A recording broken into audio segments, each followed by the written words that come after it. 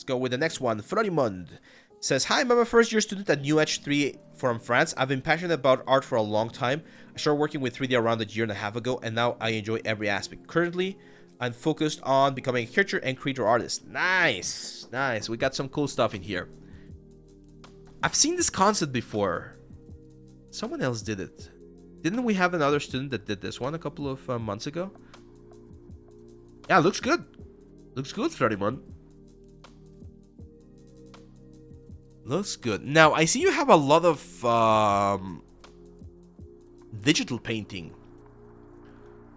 I normally recommend, if you want to be a 3D artist, I recommend separating the 2D stuff from the 3D stuff, because it can get a little bit confusing. Like, this is Lucy from Cyberpunk, and this is a 2D piece. But since you're a young 3D artist, it might look like it's actually made with 3D.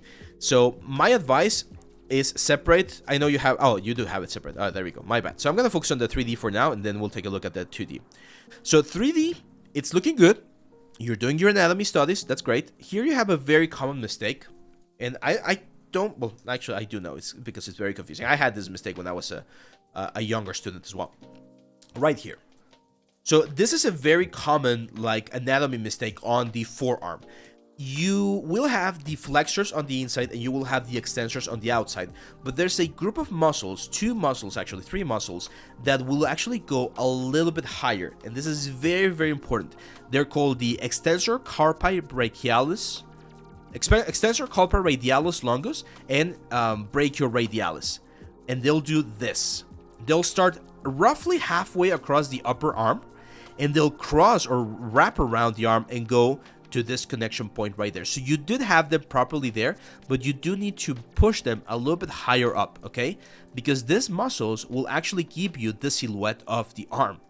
These are what gonna give you, when you see an arm, like the silhouette of an arm, you got the deltoid, you got the bicep, you got the flexors, and these ones will have the high point a little bit higher than the flexors. They'll have an unbalanced silhouette right there.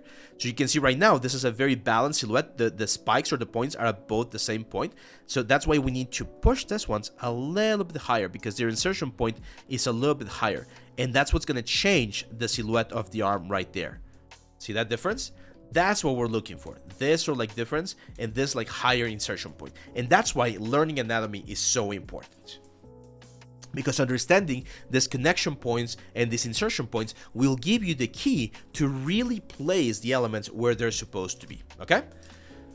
Let's go back to your anatomy study. But it's a good study. It's just we need to focus a little bit more on that, on those specific details right there, Florimond.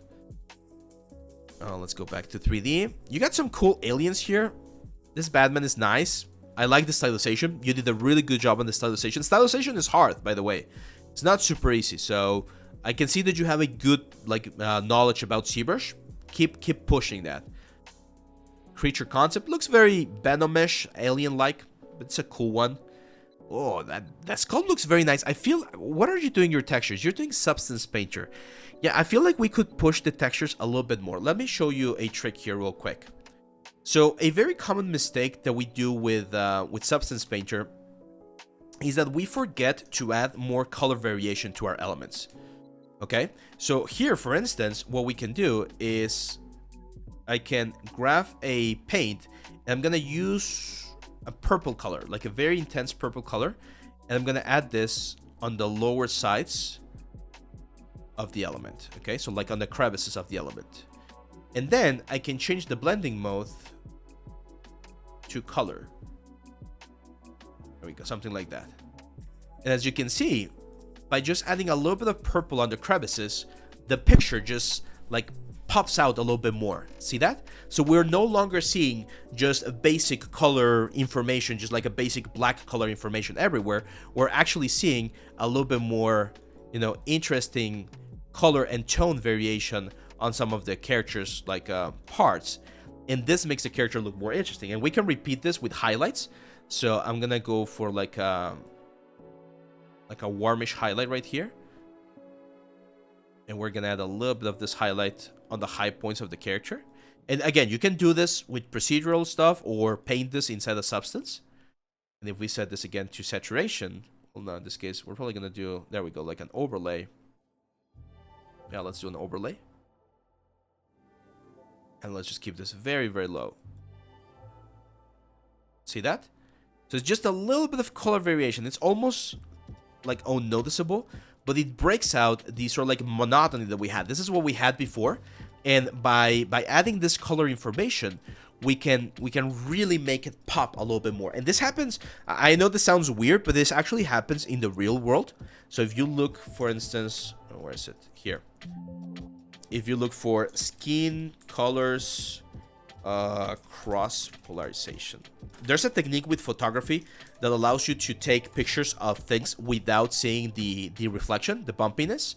And if we do that, if you take a look at how the skin looks without the glossiness, you're gonna see that there's a lot of tone variation on our skin, right? So we're gonna have a little bit of red here, a little bit yellow here, a little bit of bluish here. So that sort of like changes in color and in saturations are very, very important. That's what we're adding right here.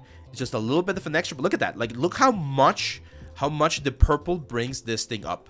That's very, very, very important. Like, having that sort of like color variation on your elements will really push them to the next level. It's not color map. No, it's not color map that 1/3D artist. It's color variation within the color map, okay? And again, you can see this in animals. So for instance, if we look for, I did this recently. I did a trout recently. Look at the trout, right? So if I tell you, hey guys, do a 3D trout, most of you were gonna do just like a brown trout. But if you really analyze the colors, even in this brown trout, you're gonna see that we have some pinks, we have some blues, we have some grays, some yellows, some oranges. So it's that complexity on the actual tone of the element that can really bring your textures to the next level, okay? So always play with a little bit of that sort of like variation on the colors and saturations of your element. Of course, we don't want to push it to a level that it becomes like a clown, right? Like we don't want to do this. That's way too much. But if we keep it really low, you can see that that's just 10%. 10% opacity of just that little extra purple color right there. That's part of the skin, and we already have a very nice effect. I'm gonna show you one more example. Sharks. So if you take a look at the shark skin, right? Look at that. It's not just gray. Like, sharks are not gray.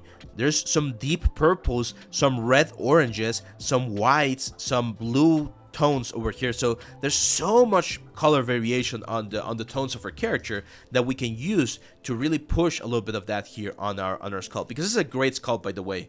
Florimond, I love this sculpt.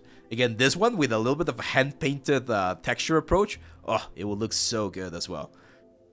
Too many UVs. That will be my last little like advice for you right there. Too many UVs. But yeah, you got some good stuff. Some really good stuff. I like it. So keep pushing. Keep doing more stuff and show a little bit more of the breakdowns. So for instance, on this one, I would love to see how you handle the topology as well, or if it's just a sculpt, and a little bit of the wireframe. But good stuff here. Good stuff. Let's see. You guys got quiet now.